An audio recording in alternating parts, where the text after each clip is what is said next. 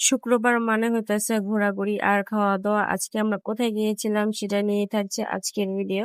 So hello everyone, আসসালামু আলাইকুম। Welcome to my another blog. আজকে আমরা হঠাৎ করেই চলে যাই মাওঘাটে। মাওঘাটের এই রাস্তাটা আমার ভীষণ ভালো লাগে। ২ সাইডে সবুজ গাছপালা আর রাস্তার মধ্যে কোনো জ্যামও নেই। তো দেখতে দেখতে আমরা চলে আসলাম মাওঘাটে। এসেই দেখি এখানে মেলা বসছে। অনেকদিন পরে আসলাম, তার জন্য জানতাম না যে এখানে এখন নাকি প্রতিদিনই মেলা বসে। তারপর আমরা প্রথমে একটু মেলার মধ্যে ঘুরে ঘুরে দেখতেছিলাম যে আসলে কি কি আছে এই মেলার মধ্যে। দেখলাম অনেক কিছুই আছে, বাচ্চাদের খেলনার পাশাপাশি বড়দের অনেক কসমেটিক, সাথে মাটির অনেক সুন্দর সুন্দর জিনিসও পাওয়া যাচ্ছিল এই মেলাতে। আর এখানে অনেক খাবারের দোকানও আছে। আমি আসলে সবগুলা দোকান ভিডিওতে আনি নাই, কারণ ভিডিওটা অনেক লম্বা হয়ে যেত তার জন্য। কিন্তু আমরা আসলে প্রথমে ঘুরে ঘুরে সবগুলা দোকানই দেখতেছিলাম। আর এখানে তো অনেক রকম মশলা দিয়ে পানির দোকানও ছিল, সাথে স্ট্রিট ফুড ছিল অনেক রকম। তো আমরা আসলে কিছুই খাই নাই। তো এখানে ঘুরতে ঘুরতে আমরা সব মেলার দোকানপত্র দেখতেছিলাম। আর মেলার একদম লাস্টে আমি একটা দোকান দেখলাম যেখানে আমি একদম স্টক হয়ে যাই, কারণ এটা ছিল আমের আচার, মানে আচারের দোকান। এখানে প্রায় 20 থেকে 25 রকমের আচার ছিল। আর আচার তো আমার অনেক ফেভারিট, তার জন্য আমি এখান থেকে 3 রকমের আচার নিয়ে নিই। আর আচারগুলো কিন্তু খেতেও অনেক মজা ছিল। তারপর এখানে চলে আসি পদ্মবিলাস নামে একটা সাইটে, যেখানে বাচ্চাদের কয়েক রকমের রাইড ছিল। তো এখানে 4-5 ধরনের রাইড ছিল, যার টিকিট মূল্য ছিল 50 টাকা। 50 টাকা করে আপনি যে কোনো রাইডে উঠতে পারেন। তো এখানে বড়দের জন্য প্লাস ছোটদের জন্য রাইড ছিল।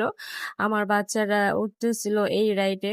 এই রাইডটা কিন্তু বাচ্চাদের অনেক ফেভারিট একটা রাইড। আমার ছেলে মেয়ে এটা দেখলে একদম ওঠার জন্য পাগল হয়ে যায়। তো ওরা যখনই এই রাইডটা দেখে তো ওরা তখনই ওঠে এই রাইডটার মধ্যে। এই রাইডটা ওদের অনেক ভালো লাগে।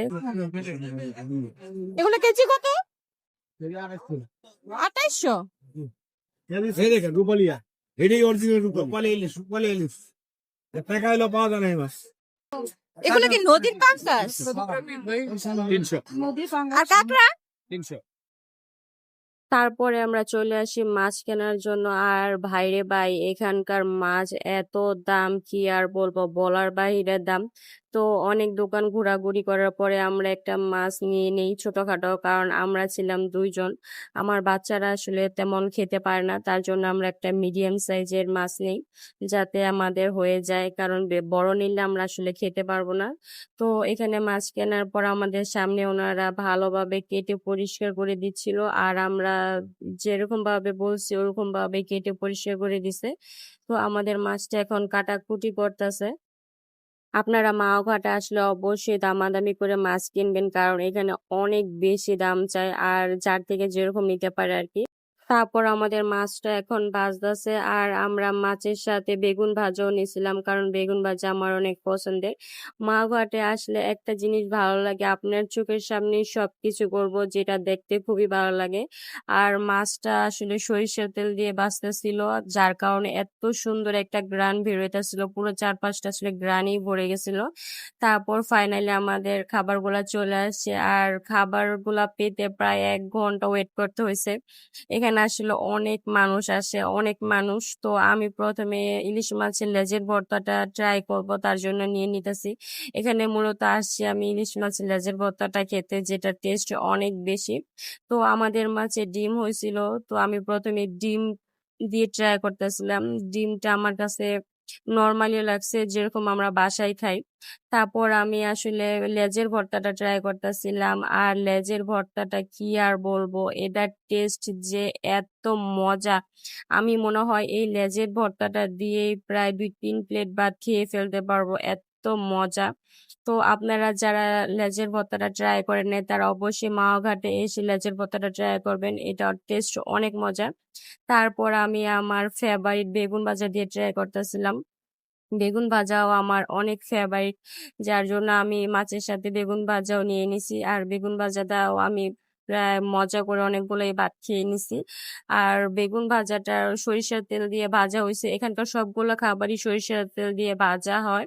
তেলের পরিমাণটা একটু বেশি, যার জন্য আপনারা যদি তেল পছন্দ না করেন তাহলে এটা আপনাদের কাছে ভালো লাগবে না, কিন্তু আমার কাছে অনেক ভালো লাগছে। বেগুন ভাজা দিয়ে খাওয়ার পর এখন আমি ইলিশ মাছটা খাবো। আর সবগুলা খাবারই অনেক গরম ছিল। আমি আসলে ভালোভাবে ধরতেও পারতেছিলাম না। খাবারগুলো অনেক গরম ছিল। আর ইলিশ মাছটা আমার কাছে ভালোই লাগছে। একদম ফ্রেশ, টাটকা। এখানে কোনো হইতাছে বাহি মাছ থাকে না। আর তারপর আমি লাস্টে ট্রাই করি ওনাদের টাকি মাছের ভর্তা, যেটা আমার কাছে একদমই ভালো লাগে নাই। তো ওভারঅল অন্যান্য খাবারগুলো আমার কাছে ভালোই লাগছে, শুধু এই টাকি মাছের ভর্তাটা বাদে। তো আমাদের খাওয়া দাওয়া শেষ, এখন আমরা বের হয়ে যাইতাছি। তারপর আমরা চলে আসি নদীর পাড়। আর আজকে নদীর পাড়ে এত সুন্দর বাতাস ছিল, আর ওয়েদারটাও খুবই সুন্দর ছিল।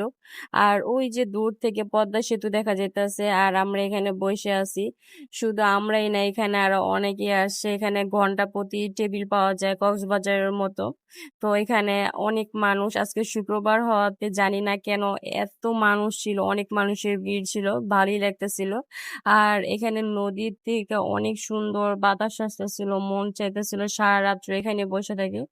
তো আজকের ভিডিওটি এই পর্যন্ত। ভিডিওটি ভালো লাগলে অবশ্যই লাইক, কমেন্ট, শেয়ার করবেন। আল্লাহ হাফেজ।